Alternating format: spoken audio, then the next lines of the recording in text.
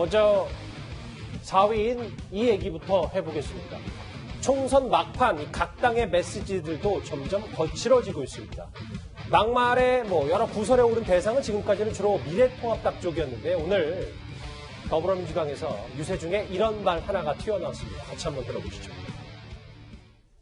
국민에게 고통으로 다가오는 정당, 저런 쓰레기 같은 정당, 저런 쓰레기 같은 정치인들, 저런 쓰레기들을 국민 여러분들이 4월 15일 날 심판하셔야 됩니다. 저 메시지를 분석하기 전에 먼저 양가찬 평론가님, 백원우 전 비서관, 그러니까 백원우 부원장이 사실은 정권 관련 여러 의혹 때문에 재판에 넘겨졌는데 대단히 오랜만에 유세 현장에 나왔어요? 그렇죠. 최근에 백원우 별동대라고 해서 이 백원우 전 비서관 시절에 여러 민정수석실 관련 인사들이 울산에 내려가서 당시의 울산시장 하명 수사를 기획하고 주도한 것이 아니라는 논란이 있었고 관련 사건으로 기소가 돼서 이제 재판에 넘겨졌습니다. 그래서 한동안 잠잠하고 이번 총선 출마도 하지 않았는데 지연 유세에 등장해서 상대 정당, 당연히 미래통합당을 의미하는 것이겠죠. 쓰레기 정당, 쓰레기 같은 정치인, 그리고 아예 대놓고 저런 쓰레기들을 심판해야 된다고 말을 했습니다. 예. 왜 그럴까요? 이번 총선에서 만약 미래통합당이나 보수 야당 세력이 힘을 얻게 되면 검찰의 수사가 더 적극적으로 될 수 있기 때문인 건지 아니면 정말 저렇게 생각하는 건지 그 이유는 모르겠습니다만 사실 이게 백원우 부원장 혼자만의 문제가 아니라요. 당대표인 이해찬 대표도 상대 정당 향해서 토착 왜구라고 하고 윤호중 사무총장도 상대 정당, 우리나라 제1야당 대표를 보고 애마라고 표현을 하는데 그 밑에 있는 사람들이 왜 같이 막말을 안 하겠습니까? 이낙연 위원장 혼자서 막말 고쳐야 된다고 말해봤자 당대표와 사무총장이 같이 막말을 퍼붓는 이 현실에서는 말이 당연히 안 통하는 게 당연해 보이고요. 이런 식으로 상대를 토착 외구나 애마, 쓰레기로 비하하게 되면 21대 국회가 열렸을 때 180석 얻었으면 혼자서 법 다 통과시킬 수 있으니 그렇다 칠 수 있는데 그게 아니라 과반 정도만 되어도 국회 선진화법 때문에 제1야당이 협조 안 해주면 제대로 법안 하나 통과시키기 어렵습니다. 방금 전까지 쓰레기라고 말했던 사람들이랑 어떻게 협치하고 얼굴을 마주보고 법안을 통과시키겠다는 건지 정말 국회를 제대로 운영할 생각은 있는 건지 좀 의심스러운 발언들입니다. 이현정 의원님. 네. 왜냐하면 불과 하루 전날 이낙연 후보가 막말 고쳐야 인류로 발전할 수 있다. 정치가 지금까지 참루였는데. 그런데 막말 그렇게 비난하더니 이번에 이런 이 목소리가 나왔기 때문에 꽤 당내에서도 좀 혼란스러울 것 같은데요. 참 저는 21대 국회가 누가 승리하든 간에 참 걱정되는 이유가 뭐냐면 이 정치가 예전 같은 경우는 그래도 상대 정당의 어떤 지도부나 상대 정당에 대해서 저렇게 심한 이야기는 하지 않았어요. 근데 이게 이제 선거가 이 우리 탄핵 국면을 거치고 하면서 상대방에 대한 이 비난 수준이 보면 거의 적을 대하는 것처럼 그렇게까지 아주 강하게 대응을 하고 있습니다. 지금 쓰레기 정당이라는 이야기까지 나온 걸 보면 상대방을 어떤 파트너로 인정하고 있지 않는 그런 거 아니겠습니까? 네. 이제 저런 정서, 저런 어떤 것들이 실제 이제 21대 국회가 구성이 되면 이제 앞으로 21대 국회는 곧 대선이 있습니다. 2022년 대선이 3월 달에 대선이 있기 때문에 어쩌면 대선을 향해서 완전히 이제 권력을 향해서 달려가기 때문에 예. 저는 20대 국회보다 더 어떤 면에서 보면 극단적인 어떤 상황이 벌어지지 않을까라는 우려가 상당히 큰 것이고 네. 그렇기 때문에 그렇다면 과연 그러면 21대 국회에서 통합과 화합의 정치가 있을 것인가? 참 비관적입니다. 알겠습니다. 백원호 전 비서관의 이런 발언 논란이 좀 되고 있고요. 그럼 오늘 각 당의 움직임 하나씩 살펴볼까요? 더불어민주당 이해찬 대표는요. 충남 공주를 찾아서 지지자들의 한 표를 호소했습니다. 이해찬! 충청도를 잡는 사람이 전국 선거를 이긴다는 말이 있습니다. 모든 국민에게 긴급 재난 지원금을 주도록 하자라는 게 당의 방침으로 정했습니다. 이런 정책도 제가 정했는데 지금 미래통합당을 믿을 수가 없습니다. 반면 미래통합당 김종인 위원장은 오늘 수원을 갔습니다. 조국 바이러스를 뽑아내야 된다 이렇게 주장했습니다.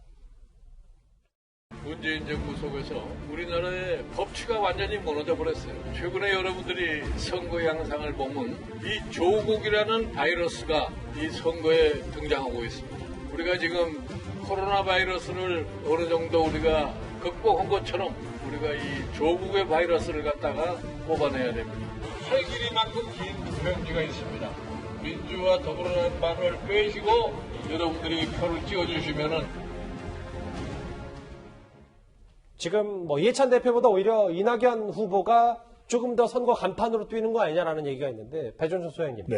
메시지 전쟁이 이제 막판에 시작이 됐는데 이 정도면 어느 쪽이 좀 더 지금 유리하게 메시지를 잘 짜고 있다고 보세요? 그렇죠. 전혀 방향 자체가 다른 것 같아요. 예. 제가 읽어볼 때는 이낙연 후보가 던지는 메시지는 지역구에 대한 메시지가 아니에요. 지금은 지역구는 어느 정도 승기를 잡았다고 보고 예. 국민은 인류, 정치는 삼류.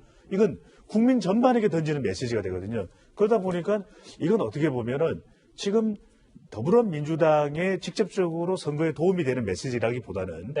좀 거시적으로 본인의 이 선거 가도에서 또 상당히 또 영향을 줄 수 있는 그런 메시지를 주고 있고요. 반면에 김종인 위원장은 지금 좀 다급해 보이죠. 그래서 이번 주말에 유권자 표심이 상당히 벼락을 바로 콕 찍어서 이번 선거와 관련된 메시지를 던지고 있는 전혀 지금 바라보는 방향 자체가 엇갈리고 있는 것이죠. 뭐 조국, 뭐 윤석열, 경제 심판이 네. 김종인 위원장이고 글쎄 뭐 방역, 코로나 그리고 재난기본금 관련해서도 여러 메시지 주고 있는 뭐 두 사람인데 그리고 미래통합당 오늘 움직임도 있었습니다. 광화문에서 투쟁 결의를 다졌는데요. 여기에서 황교안 대표, 유승민 의원이 무려 넉 달 만에 만났습니다. 문재인 정권의 오만이 정말 크게 달했습니다. 이러한 무도한 정권 우리가 반드시 막아내야 됩니다. 그동안 저희들 국민의 아픔 충분히 공감하지 못했습니다. 그리고 최근에 여러 가지 실수들 거듭 진심으로 반성하고 사과드린다는 말씀을 드립니다.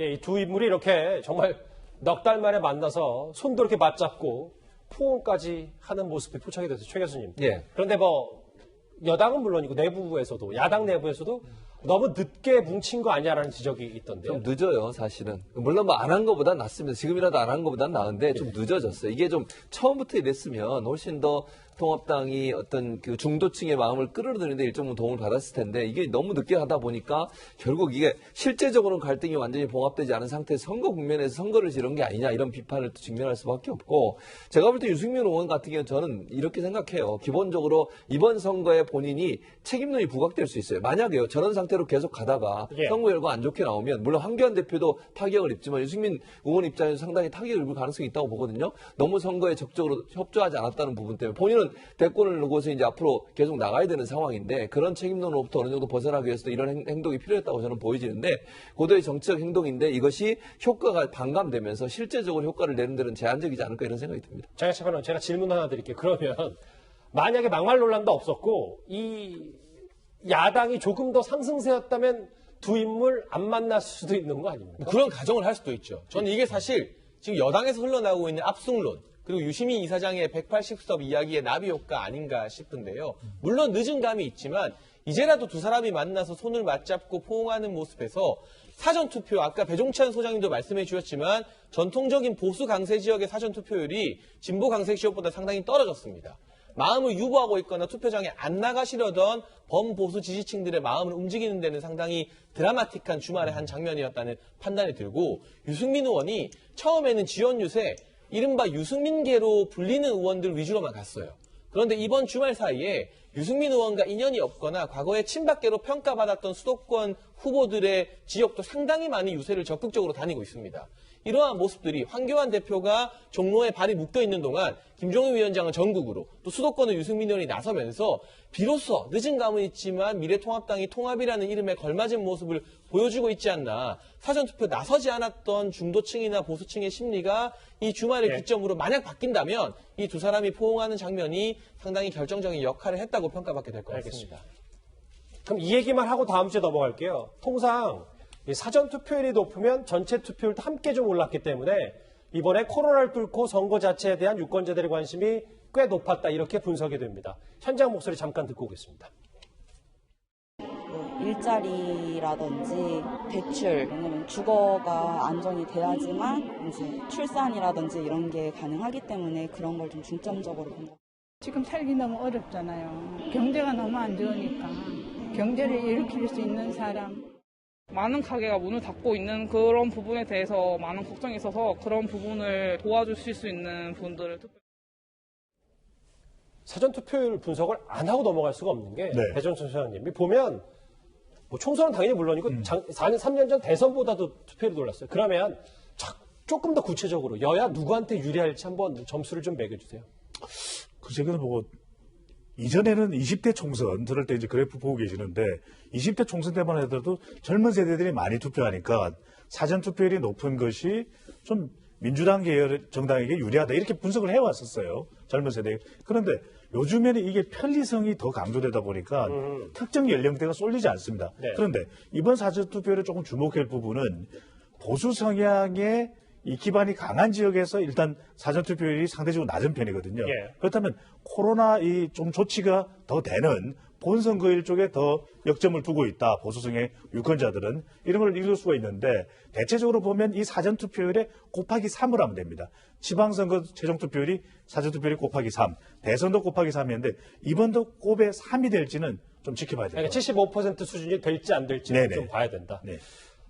여전히 국민 4명 가운데 유권자 4명 가운데 3명은 투표를 하지 않았습니다. 막판에 또 총선에 어떤 변수가 있을지 사뭇 궁금해지고요. 또 하나의 총선 이슈인 이 인물 얘기로 가보겠습니다.